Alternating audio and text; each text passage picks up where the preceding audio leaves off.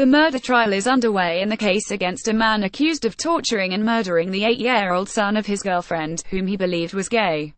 Los Angeles County prosecutors argue Gabriel Fernandez was the victim of an 8-month-long campaign of terror by his mother, Pearl Cynthia Fernandez, and her boyfriend, Isauro Aguirre, which ended with the boy's death in May 2013.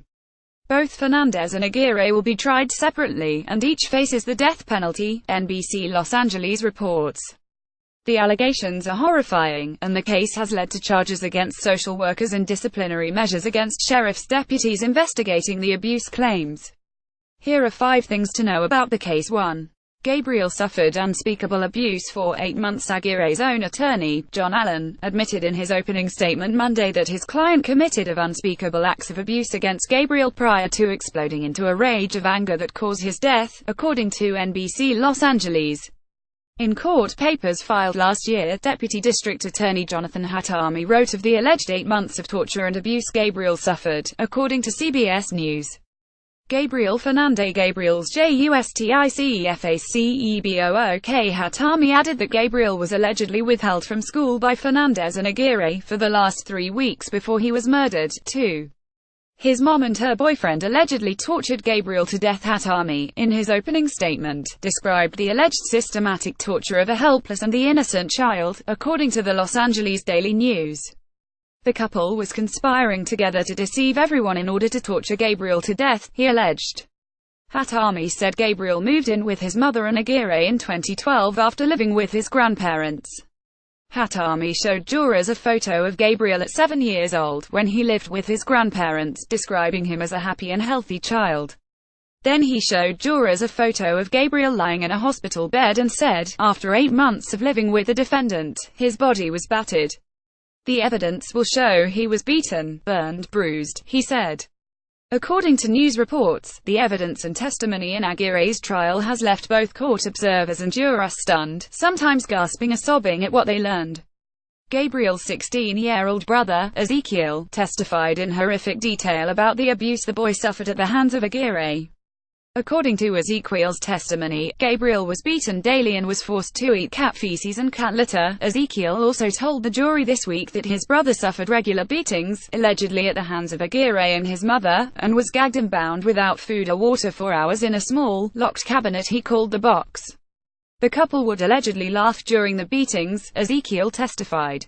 He also testified that Aguirre and his mother would allegedly force Gabriel to eat rotten food, and when he threw it up, they would make him eat his own vomit.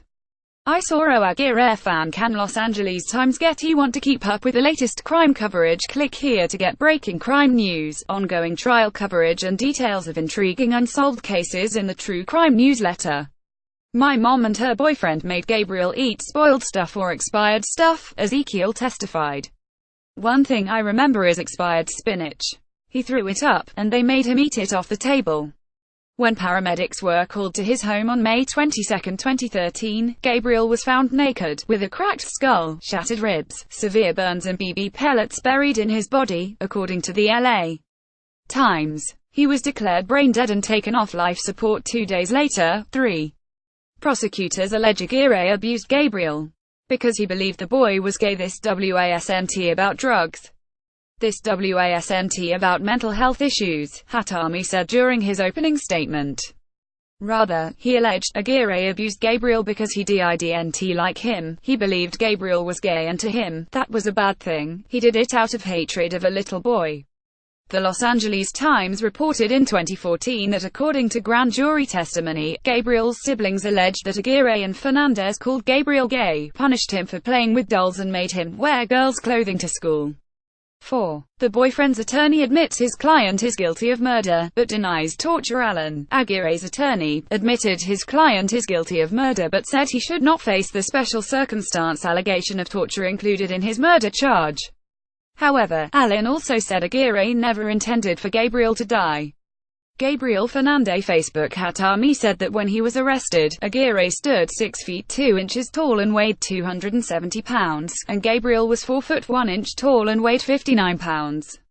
Aguirre, said Hatami, was nothing more than a bully. 5. The case has prompted charges against social workers and disciplinary measures against police officers. Gabriel's death prompted criminal charges against some of the social workers who were involved in the boy's care after they were allegedly negligent.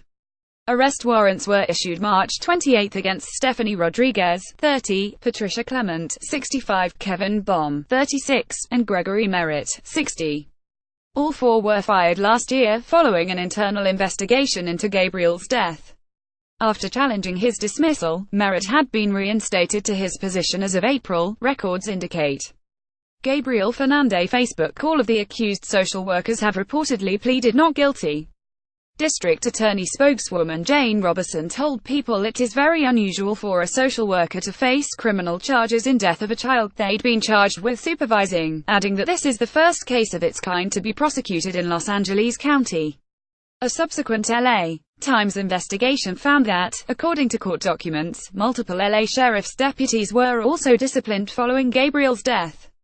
The paper reported earlier this year that deputies visited Gabriel's home multiple times, but found no signs of abuse and did not file paperwork that would have led specially trained detectives to do more investigating.